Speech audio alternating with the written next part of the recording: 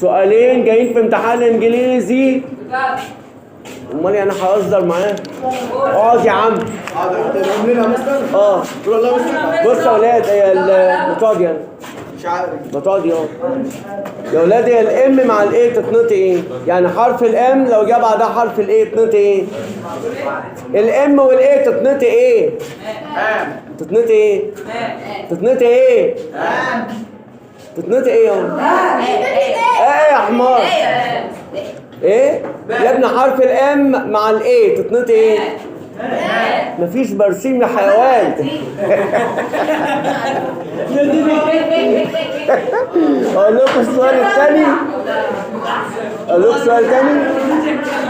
حرف الاس والاو تتنطق ايه؟ الاس مع الاو. لا مستر عيب يا مستر. لا والله تتنطق كده. سو يا سو حبيبي حبيبتي. يلا بقى.